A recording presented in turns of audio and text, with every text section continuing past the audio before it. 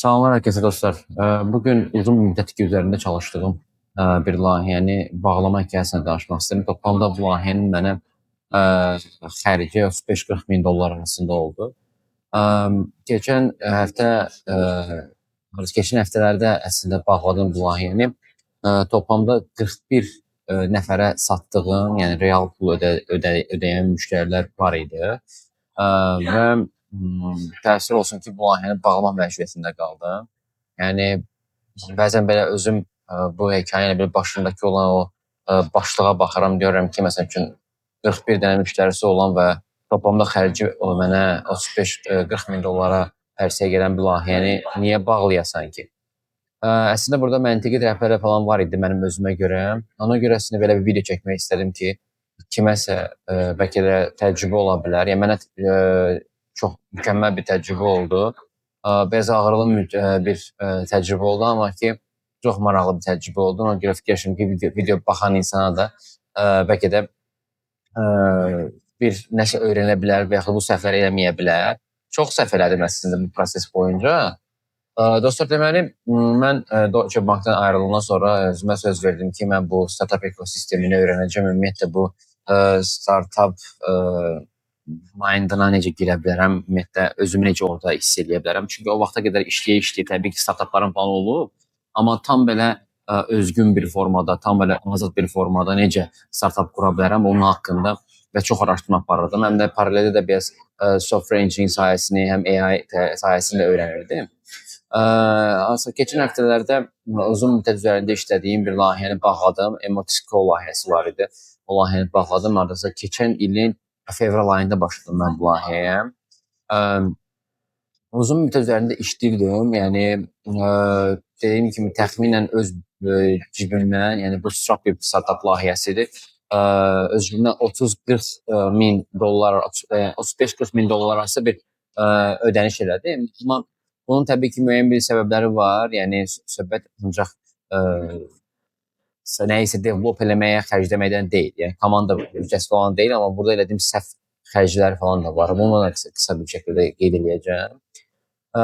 Və toplamda 41 ədəd müştərim var idi. İnsanlar real pul ödəyirdi və demək olar ki, 98%-ni heç birisini tanımırdım əslində. Məhsul işləyirdim. Əslində bir çox şəxsin bilmədiyi şey əslində bu idi ki, bu indiki Emotistol versiyası, hansı ki open source eləmişəm. Bu elə bizim ikinci versiya idi. Bir məhsul qurmuşduq və launch eləmişdik və baxmışdım ki, əslində işləmir. Sonra onu eyni engineering götürüb başqa bir şey çevirmişdim. Dediyim kimi, keçən həftələrdə də bu codebase-i open source hala gətirdik və hər iki versiyasını əslində üz çevirdim. Sonra düz əslində səmimi bir şəkildə hekayənin necə baş verdiyini və elədiyim səhvləri izah eləmək istəyirəm. İlk məhsul bundan ibarət idi ki, mən bir AI research platforması quraraq başlamadım və əslində ki, ağlımda fikir bundan ibarət idi ki, əgər hər founder öz AI komandasını qursaydı necə olardı? Heç bir sadəcə tool yox, sadəcə chatbot yox, sadəcə bir komanda AI team. Hansı ki, burada AI designer botda, AI bot deyirəm, AI designer agentdir, AI marketing agentdir və həmçinin AI business strategist agentdir. Səninlə qurmaq istədiyini deyirdim. Bu agentlər hər bir-birləri işbirliyi edirdilər, mübahisə edirdilər, yenidən baxırdılar, kimsə kiməsə edit göndərirdi, onu approve edirdi və yaxud decline edirdi, göndərirdi, düzəldirdilər, nəsə ortaya çıxarırdılar. Sənin yerinə məhsul strategiyanı, positioningi, go to market planını çıxarırdılar və bütün bu paketi qururdular və sanki kiçik bir erkən mərhələ komandanı bir otağa qoyub bir həftəlik tapşırıq verirdim. Bir multi-agent sistem idi. Bunun da ilk dəfə əslində bu OpenAI-in multi-agent orchestration bir SDK-sı var idi. Ondan öyrəndim. Onu öyrəndim və gördüm ki, bunu hər kəs istifadə edə biləcək bir versiyaya gətirəndən sonra gətirsəm necə olar və bu məntiqi və bunu bir çox API modellərlə bir quality check eləsəm necə olar falan belə fikirləşirdim. Dediyim kimi, multi-agent sistemidir. Agentların hər birinin rolları, fikirləri və sənin adından bir-birinə mübahisə etmə imkanı var idi. Açıq deyim, bu layihəni çox sevirdim həddindən artıq. Yəni, bu versiyanı mən aşiq olmuşdum, çox yaxşı idi. erkən multi-agent paperlarını izləyirdim və düşünürdüm ki, bu əsas bir açar ola bilər, key ola bilər. Hansı ki, non-technical founderların kompaniya qurmaq üsulunu dəyişəcək deyə fikirləşirdim. Dizayner tutmağa ehtiyacı olmayacaq, marketinq adam tapmağa ehtiyacı olmayacaq, yəni o tapana qədər 6 ay gözləməyə ehtiyacı olmayacaq, sadəcə agentların olacaq və beləliklə bu sistemi qurdum. Architecture həqiqətən super cool idi. Hansı ki, rol specialized agentlar vardı. Hər birinin öz sistem promptu, öz memorisi, real inter-agent diyaloq var idi. Hansı ki, bir agent başqasına etiraz edə bilirdi. Hansı ki, real struktur outputlar elə bil investorun göstərə biləcəyi nəticələr çevrilmişdi. Yəni agentlər arasında bütün diyaloq görünürdü. Elə bir komandanı düşünərkən izləyə bilirdim və sanki iştirak etmək məcburiyyətində olmadığın elə bir hansı elə bir meet kimi bir şeydi, yəni Zoom call kimi bir şeydi. Nəysə bu layihəni ship elədim. Yaxşı bir landing page hazırladım, Stripe-ı qoşdum. Sonra LinkedIn network müəssisəsində bunu elan elədim. Bir neçə founder community-lər də həmçinin post elədim, WhatsApp community-lər, Reddit-lərdə və s. Reddit thread-lərdə falan və s. Sonra biraz gözlədim. Demək olar ki, əslində heç nə baş vermədi. Adətən əslində bu tip launchlarda heç nə baş vermədi deyəndə ümumiyyətlə heç kim gəlmir anlamına gəlir, amma mənim halımda belə deyildi. İnsanlar gəlirdilər, sign up edirdilər, hətta məhsulun içində vaxt keçirirdilər, amma növbəti baş verməli olan şey olmurdu. Hansı ki, bu paid conversionlar baş vermirdi. Hansı ki, nə bilim, sözdən qulağa olan, məsələn üçün, hansı dediyimiz word of mouth məsələsi heç cür baş verə bilmirdi və yaxud kimsə demirdi ki, bu mənim işləmə strukturumu konkret dəyişdirdi, həyatımı dəyişdirdi, layihəmin infrastrukturunu dəyişdirdi. Bu şey baş vermədi. Mən ümumiyyətlə bir şey qurmuşdum, amma bu təəssüf ki, bir biznes deyildi. Bir biznes qura bilməmişdim. Və mən bundan sonra bir dərs çıxaracağım. Layihəni ümumiyyətlə bağlamamışdan əvvəl oturub fikirləşdim ki, mən harda fail elədim. Və buradan bir çox gözəl bir dənə 3 dənə əsas səbəb çıxarmışdım ki, məsələn, bu niyə işləmir? Yəni bu birinci hansı ki, birinci versiyada olan 3 səbəblərdən birisi idi ki, ilk versiyanın ümumiyyətlə 3 problemim var idi mənə görə. Bu 3 problem tam başa düşmək üçün ümumiyyətlə xeyli vaxt itirdim. Problemin birinci hissəsi o idi ki, gələn insanlar mənim cəlb etmək istədiyim insanlar deyildi. Yəni mən bu məhsulu non-technical founderlar üçün qurmuşdum. O virtual dizaynerlər, hansı ki, marketerlər və s. ən çox ehtiyacı olan insanlar. Amma gələn və başa düşən insanlar texniki builderlar idi. Yəni multi-agent architecture-ın özü onları cəlb edirdi, amma engineering üçün gəlirdilər. Yəni agentlər bir-biri ilə müqayisə edirdilər. Onlar müqayisə edən bir insanlar idi. Məsəl üçün öz-özlüyündə məsələn mükəmməl insanlar, amma bir müştəri potensialı olan bir insan deyildilər. Texniki audiens əslində çox yaxşıdır. Yəni çox yaxşı bir auditoriyadır, amma məsələ burasıdır ki, yəni adama deyirəm ki, yəni sənin yerinə işləyə biləcək dizayner və marketinq işini aparacaq agentlər qurmuşam. Bu biraz ona görə bəs doğru auditoriya deyil. Çünki insanlar bu işləri özləri görə biləcəklərini düşünürlər və ya sistemə baxıb bir tinker etmək istəyirlər və delegate etmək istəmirlər. Yəni problemin ikincisi isə satmaq son dərəcə çətin idi. Məsələn, value proposition çox abstrakt idi. Məsələn, multi-agent AI komanda sənin məhsulunu qurur. Tweetdə məsələn, nə bilim, bunu tweet kimi yazanda, LinkedIn yazanda mükəmməl səslənir. Amma kimsə sual verəndə ki, yaxşı, konkret olaraq bazar ertəsi səhər 9-da bu mənim üçün nə eləyir də deyəndə mənim əslində birbaşa belə rahat bir cavabım yox idi. Yəni vision var idi, amma use case-im yox idi. Yəni biraz qeyri-müəyyən məhsullar satılmır, spesifik olanlar satılır mənim fikrimcə. Mənim layihəm biraz daha qeyri-müəyyən idi. Üçüncü problem isə unit economics dəhşətli dərəcədə idi. Yəni mən bunu hesaba qatmamışdım, amma bu unit economics məncə bir çox startuplarla bir problemlərdən birisi budur ki, multi-agent sistemlər ümumiyyətlə ucuz deyil. Agentlər arasındakı hər söhbətə bir neçə LLM çağrışır. Yəni dizayner fikirləşir, marketer cavab verir, business analyst etiraz edir, dizayner yerindən düzəldir bunu. Məsələn, yəni bunlar məhsulu canlı hiss etdirən şeydir. Eyni zamanda istifadəçinin enter düyməsini hər basanda API krediti yandırır. Və bir nöqtədə hesabladım və başa düşdüm ki, free trial istifadəçiləri convert edib etməyəcəklərinə qərar verməmiş, mən dəhşətli çox pul itirirəm. Yəni bu 3 problemi birdən və səhv auditoriya, qeyri-müəyyən pitch, məhsulun maraqlı edən featureları cəzalandırmağa maraqlı olan bu cost structure. Bir seçim var idi. Hər problemi tək-tək həll etməyə yönəldə bilərdim. Yəni yeni audiens tapa bilərdim. Pitch-i kəskinləşdirə bilərdim. postları optimizasiya eləyə bilərdim. Ya artıq qurduğum multi-agent architecture götürüb daha konkret, daha aydın müştərisi olan bir problemə nişanlana bilərdim. Mən bu işdə pivotu seçdim. Nə qədər doğru qərardır bilmirəm, amma geri baxanda elə hələ də əmin deyiləm bu doğru qərar idi. Pivot elədim və eyni underlying architecture idi, eyni multi-agent sistem, eyni role specialized agentlər və eyni orchestration layer idi. Amma sənin məhsulunu qurmağa kömək edəcək əvəzinə pitch belə oldu ki, sənin startup ideyanı real evidence ilə validate etmək eləyəcək. Founder ideyasını təsvir edirdi. Agentlər self-hosted bir CRX-ING instance vasitəsilə real internetə çıxırdılar. Orada real data, real kompüterlər məlumatları, Reddit produktlar haqqında real istifadə şikayətləri, real qiymət benchmarklarını çəkirdilər. Sonra hamısını structured bir deliverables-lara compose edirdilər. Hansı ki market sizing-dir, computer map-dir, personal profile-dir, pricing recombination-dir. Klik edilə bilən stationlarla doğru biləcəyin bir real source-lara gətirib çıxardı. Yəni sənin məhsulunu məhsulunu qurdan 6 ay vaxt itirməmiş ideyanı validate et. Keçid koddan kiçik və positioning daha nəhəng idi.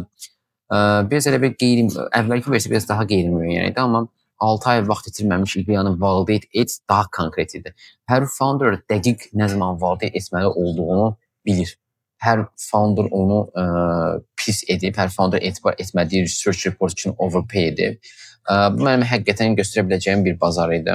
Alternativ olaraq ki, dərhal dəyişdi. İndi mənə founderlar qalırdı və məsəl üçün founderlar gəlirdi və onların real, bəziləri texniki, bəziləri yox, pul və illərlə invest edib etməməyə qərarı verməyə çalışan, real ideyaları olan insanlar idi. İlk dəfə audience məhsula uyğunlaşdı əslində. Yeni versiyanı ship elədim. Yenə də yaşaya bilənlərin difference hazırladım. Növbəti şey üçün əslində hazırlaşmağa başlayırdım. Sonra bu layihəni mən Web Summit-ə daşıdım. Yəni Web Summit-də alfa olaraq biz elə bir tam Web Summit-lər bu layihəyə bir təsdiq aldı. Web Summit-də əslində bəzi şeylər doğrudan real hiss olmağa başladı. Emotics'i full demo elədim, hansı ki side conversation'la demo elədim, ayaqüstü və həmçinin orada bir fikir eləmək şansım da oldu. Və yəni çox adamlarla tanış oldum, çox maraqlı insanlarla falan tanış oldum. Demo elədiyim adamlardan 2 həftə ərzində dənişdim, müştəriyə çevrildi. Yəni bu mənim üçün mükəmməl bir conversion idi, çox maraqlı idi. Çünki dost yox, yəni PT sign up yox, yəni məhsul 5 dəqiqəlik görmüş və kredit kart çıxartmağa dəyər bildiyini qərarlaşdırmış strangerlar idi. Bu ona görə də çox dəyərli idi. Yəni növbəti bir neçə ayda Web Summit-dir, Cold Outreach-dir, yəni bir neçə kiçik content postlarda network-umdan həqiqətən müştəri çevrilmiş bir neçə insan arasında, yəni toplamda 41 ödənişli istifadəçiyə çatdım. Yəni 41 az bir şey deyil. Yəni 41 stranger mənim apartmentdə qurduğum ikinci məhsul apı vermişdi. Hansı ki ilki işləmədikdən sonra bunu belə izah edeyim. Çünki belə deyimdə, yəni birinci versiya işləmədi və mən iş haqqında hekayəsini danışanda artıq hər şeyi sıfırlama, yuvarlamaq deməkdir. Amma bu bizim üçün sıfır deyildi. Starter qiyməti ayda $29 idi, Pro $70 idi, peak monthly recurring revenue bizdə ayda təxminincə $1400 civarındaydı. İndi bura yerləşdirəcəm, amma bu dollar generate edirdi. Yəni yaşamaq üçün kifayət idimi? Təbii ki, yox. Qurmaq, ümid etmək, ilk məhsulda artıq xərcləməyə başladığım qənaətləri yandırmaq üçün kifayət idimi? Yes, kifayət idi. Ümumiyyətlə bu erkən siqnallar doğru hiss olunurdu, yəni yaxşı hiss olunurdu. İnsanlar aktiv olurdu, insanlar məhsul istifadə edirdilər, e-maillə gələn reviewlara həvəsli idi. Bir founder yəni gecə yarısında məsələn ki mənə yazırdı ki, yəni mən 3 gündür məsələn ki research edirdim, amma gəldim məsələn ki researchumu burada apardım. Yəni mənə çox vaxtıma qənaət elədi də. Yəni bu məsələn üçün hər dəfə bu inboxda, Gmaildə start olan hissəyə yerləşdirmişəm. Mənim üçün çox motivasiya verici bir şeydir də. Yəni adamın 3 gündə apardığı researchu və çox qısa bir müddətdə Emotics üzərində apardığıması mənim üçün yəni çox mükəmməl bir success point idi. Arada bir girib baxıram e-mailə. Amma mənim daha diqqətli izləməli olduğum bir rəqəm vardı, onu və izləmirdim. Hansı ki bu renewal rate idi. Bu renewal rate məsələsinə qayıdacağam və ikinci və mən ən böyük çətinlik çəkdiyim və məni uçuruma sürükləyən şeylərdən biri var. Onu bir dənə istəyirəm ki, içimdən çıxsın və rahatlıqla belə bir danışım bitirim. Sonra bəzi hissələr gələm. Çünki bu mənim ən böyük ağrı pointlərdən birisidir.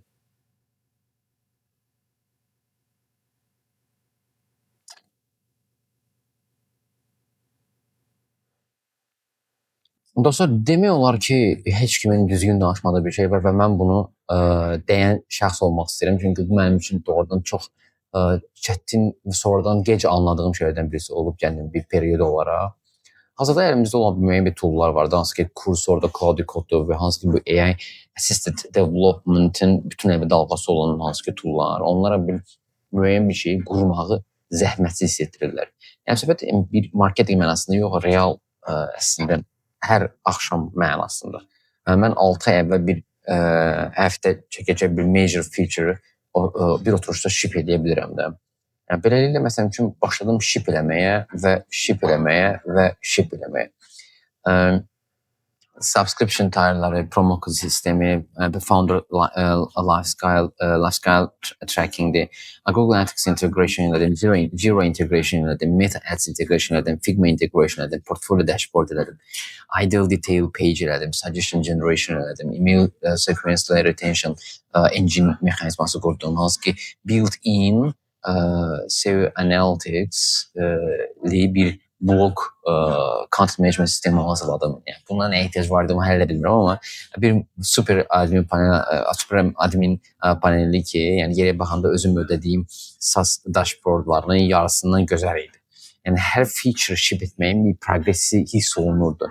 Hər feature ship etməyin bir də ki, müştərimi sevəcək hiss olunurdu. Yəni, elə bir şeydir, mənimki müştəri sevəcək. Amma əslində nə idi, dostlar? İndi bunu deyim sizə. Mənim bu motion progressimi, ümumiyyətlə bunu burada qarışdırdığım bir şey var idi. İstədiyim hər şeyi ship edə bilərəm, istədiyim hər şeyi ship etməliyəm ilə qarışdırırdım. Bu execution sürətini bir stratejik bir clarity-nin sübut kimi qəbul edirdim. Halbuki onlar iki tamamilə fərqli bir şeydir və onlardan biri yox idi. Müştəri daha çox feature istəmirdi. Müştəri bir-iki şeyin əsl, yaxşı və etibarlı işləməsini istəyirdi. Ümumiyyətlə, bu videodan bir şey götürəcəksinizsə, indi bu hissəni götürün. Çünki doğrudan yəni, bu bizi şuma doğru aparan bir şeydir. Yəni, AI coding tool'larının coding tool olaraq inanılmaz əslində bir mükəmməl bir hədiyyədir. Onlar amma hədiyyədir, amma həmçinin də çox yaxşı bir tələdirlər, yəni.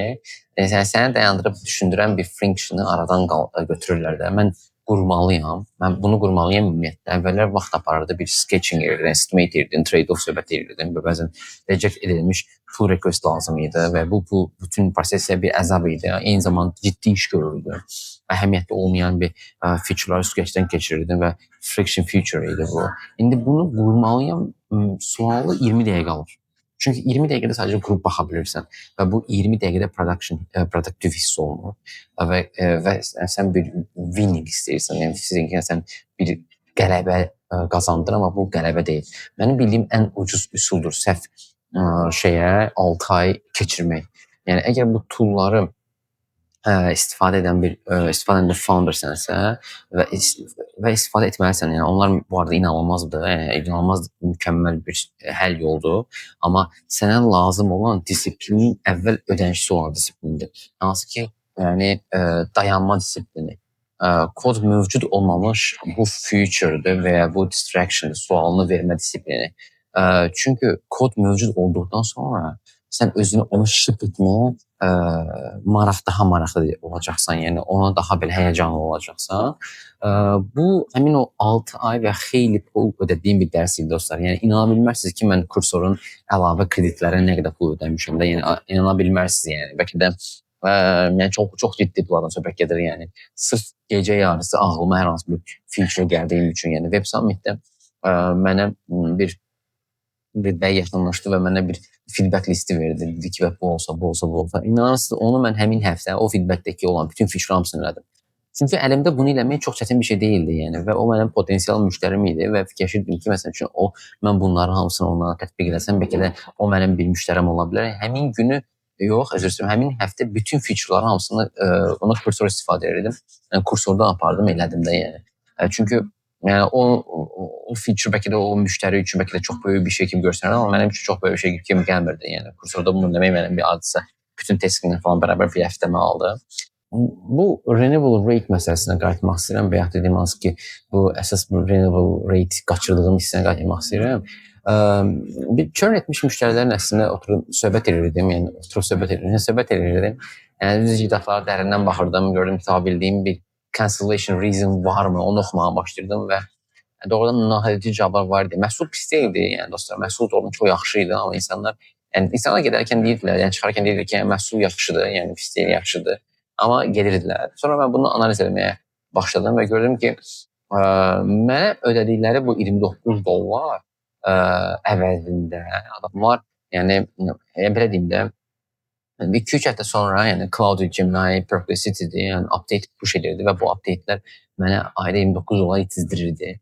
Niyə? Çünki yəni mənim elədiklərimin 80%-ni onsuz da adamlar, yəni bu hansı ki Cloud Gemini Perplexity-dir, yəni bunlar onsuz da pulsuz eləyirdi. Yəni foundation modellər mənim problem space-imi əslində daha aşağıdan yiyirdilər, düşdü. Yəni ümumiyyətlə bu layihəyə başlamadan əvvəl başladığım ərəfələrdə birinci versiya hələ də drawing boardda olanda bu generic AI adı ala biləcəyim və bu specialized AI pipeline ala biləcəyim arasında fərq çox böyük idi.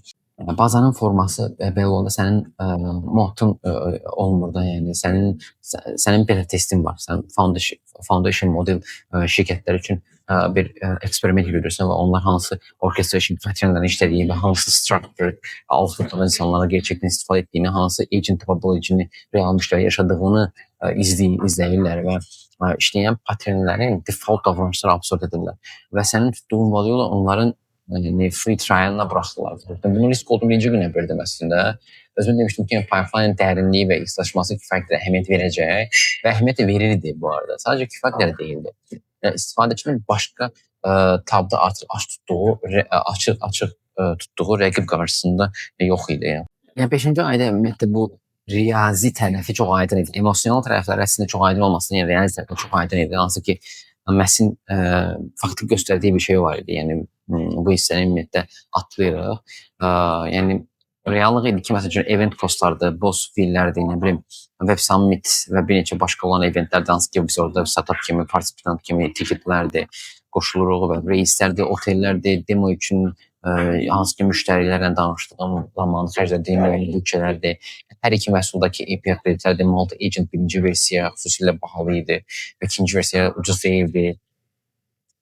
Yəni 6 ay Gemini-dir, Cloud idi, OpenAI-dir, bəzən yəni DeepSeek paralel işləyən real istifadəçilərə verdiyim bu API kreditlərin xərcləridir. Yəni infrastruktur, serverlər, Cloudflare-dir, email delivery-dir, domainlərdir, storage-dir, Stripe-lərdir. Tək heç neysə olmayan amma altına yığılıb xeyli olan kiçik aylıq billərdir. Yəni təxminimcə mənə harca 35 min $40,000 arası oldu. Yəni marketing və sales toolları, outreach platformalarıdır, yəni LinkedIn Premium'dur, biraz elə bir ad spend baxmaq üçün nəyə olub olmayacaq tərəfidir. Yəni olmadı və hansı ki konsultantlara yaxşı pul xərclədim, daha sürətlə şip etmək üçün müxtəlif zaman zonunda ki engineerlərlə konsultasiyalar aldım və xüsusilə layihənin ikinci yarısında buna ehtiyacım vardı. Onlardan bəziləri yəni çox yaxşı idi, bəziləri yox, hamısı amma ödənişli idi. Yəni 30-40 min dollar arası idi, 35 min dollar arası idi və 41 ödənişli müştəri var idi və renewable rate düşürdü. Foundation modelləri mənim modlarımı yeyirdi və mən masada oturmuş və daha 6 ay push edib etməyəcəyimi qərar verməyə çalışırdım. Yəni iki seçimim var idi. Ya davam edəcəkdim, position'ı yenidən pivot edəcəkdim. Bəlkə də bu həqiqi enterprise olmalı idi, bəlkə də super niche, hansı defensible vertical top olmalı idi. Özümə daha 12-18 ay almaq üçün biraz pul cəlb edib artıq itirdiyim müharibəni davam etdirməliydim. Yəni ya da təmiz bağlamalıydım, öyrəndiyimi götürüb codebase open source eləməliydim və hələ də qalan qənaətlərimlə, hələ də qalan vaxtlarımda düz danışa biləcəyim bir hekayəyə növbəti işə keçməliydim. Hekayənin bu mənim təcrübə kimi baxmalıydım buna. Mən beyni seçdim. Yəni Bunu faktiki necə hiss elədiyim haqqında biraz düzgün danışmaq istəyirəm.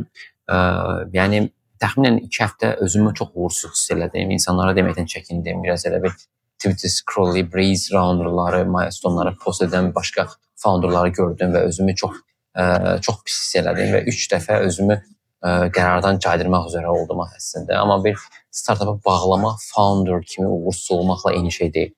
Bunlar iki fərqli cümlədir. Sonra bağlamaq qərarı verdikdən sonra 6 aylıq kodla nə etməli olduğum haqqında seçim var idi. Düzü ümumiyyətlə 1 ilə yaxındır, yəni amma əsas ikinci pivot 6 aylıq pivotdur. Yəni silə bilərdim, bəzi founderlar da əslində belə eləyir. Sakit exit eləyir, arxiv yox, iz yox və s. Sata bilərdim. Yəni hansı ki, ola bilər ki, yəni Accurate.com-un kifayət asanlaşdırır düşündüm, amma asking pricing çox aşağı olacaq idi. Open source edə bilərdim, open source elədim. Və bütün production code base-ini verdim. Hansı ki, nə bilim, TypeScript, Next.js və s. Socket.io, Postgres falan bunlara bütün bu multi-agent orchestration providing-i routing'dir və yaxud nə bilim circuit breaker-dir və s. fallback-lərdə falan self-hosted platformamızdır və s. Bunlarla bərabər hamısını, hər şeyi, deployment script-i və s. hamısını ship elədim. Karyeramda çox şeyi başqa founderların produktiv kodunu oxuyaraq öyrənmişəm. Yəni bunu forward pay etmək istəyirəm. Yəni repodakı kod həmişə gözəl deyil. Yəni geriyə baxanda təkcə qıraqlar var, amma bu da faydalı görmək məncə özümün bəlkə də daha faydalı ola biləcəyimi hiss etdirir. Mənə qalan bəzi şeylər var hansı ki, bu təcrübədən, yəni biraz bu hissəyə toxunub videonu sonlandırmaq istəyirəm. Yəni bundan sonra nə qursam, həmişə bu layihəyə baxandan sonra bundan keçdiyim şeydə əslində bundan sonra nə qursam bir əvvəlkindən nə öyrəndiklərimi tətbiq edib ona uyğun hərəkət etməliyəm. Mənə qalan 6 şey oldu. Birinci problem o ki, sənin problem space-ini aktiv edən startupın üstünə qurma. Yəni foundation modellər bu 2 ay içində sənin məhsulunun 80% edə bilirsə, sənin o vaxtın onların olmalıdır. Şirkətin yoxdur, yəni üstündə bir testin var. Yəni əgər məhsulun səndən sürətli yaşaşan bir şey üzərindən nazik bir layerdirsə, təbii ki, itirəcəksən. Yəni bu strukturaldır, yəni effort based deyil yəni. İkinci olaraq AI coding tool'ları həm bir həqiqi mənə kimi görməlisən. Yəni Cursor'da, Cloud-Code'da mənim karyerimdə software engineering yoxdur, amma mən bu engineering sahəsini bu kimi tool'larla eləyə öyrənmişəm. Öyrənmişəm deyim, öyrənməyə çalışıram. Və yaxud da bir GitHub repolar analiz eləyə öyrənməyə çalışıram. Eyni zamanda deməli, səni səhv məhsulu indiyə qədərinkindən daha sürətli qurmağı məcbur edəcəklər. Məsələn, bunu qurmalıyam sualını verməyə məcbur edən bir frictionlar vardı. O frictionu real iş görür. Yəni, çox founder əslində bunu etmir, amma mən də açıq etmədim. Yəni, səhv feature costu demək olar ki, sıfıra düşdü. Yəni, yox deməyin. Yəni, biraz elə bir bu AI-yi belə yox deməyi bacarmaq lazımdır. Üçüncü dostlar, yəni qeyri-müəyyən məhsullar satılır, yəni spesifik olan satılır. Bu birinci məhsul dediyim mənim müddəti dərsdir. Yəni multi-agent AI komanda sənin məhsulunu qurur, yəni mükəmməl görünür satış. Yəni mükəmməl görünür, amma bir satış deyildi. Yəni 6 ay vaxt itirməmiş, ideyanı valide etmək mənim üçün bir satış idi. Yəni bir sətri kod yazmamış, yəni ömür boyu bir sətri kod yazmamış, məhsulu bazar ertəsi səhər 9-da nə etdiyini bir tanımadığın bir insanın bir cümlədə sənə geri izah edəcək qədər spesifik etməyə çalış. Yəni edə bilmirsənsə müştəri edə bilməyəcək. Dördüncüsü isə dostlar, mövcud müştəri çətin hiss olunanda növbəti müştəri həmişə asan məsələdir. Yəni belə izah edeyim də, çoxunda isə əslində həll etmək istəmədiyi müştərinin problemdən qaçmaq deməkdir. Yəni, bir müştərinin problemini eləmək istəmirsən, ondan həll etmək istəmirsən və qaçırsan, daha çətin, daha az parlaq şey demək olar, həmişə mövcud müştərilər qalmaq, onların hələ niyə səni sevmədiyini anlamaq. Mən 5 churn interview etmək yerinə admin dashboard qurdum. Yəni, bu səhv bir trade idi. Beşincisi isə dostlar, ödənişli müştərilər ümumiyyətlə bir acquisition siqnalıdır, yəni product market fit siqnal deyil. Yəni, bunu intellektual olaraq bilirdim, hiss etmirdim. Yəni 41 stranger'ın, yəni heç tanımadığım bir insanın mənə pul ödəməsi sübut kimi hiss olunurdu, amma yəni sübut deyildi.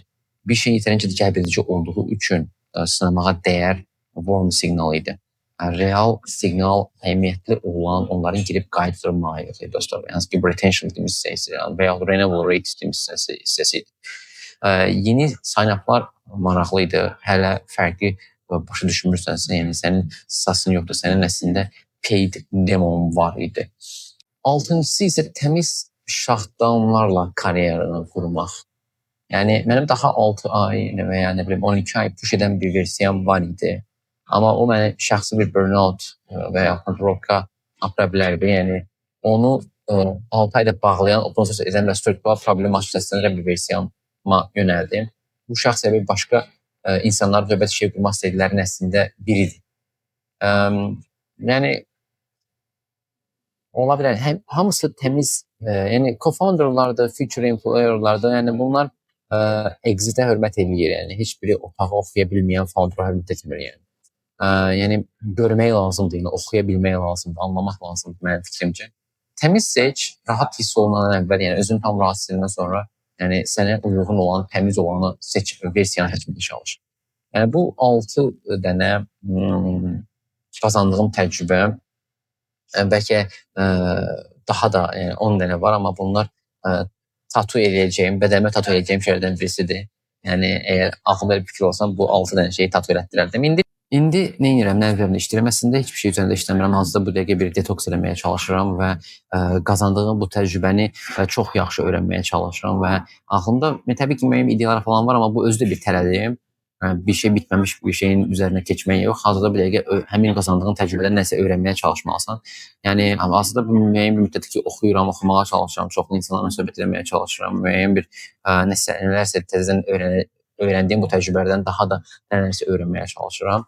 Yəni əmin olduğum bir şey var ki, növbəti qurduğum hər şey birinci dərsdən ki, testdən keçəcək. Yəni nə olur olsun, Substrat mənimlə bilgi olduğu yerdə qurulacaq, aşağıdan yaxınlaşdığı yerdə yox.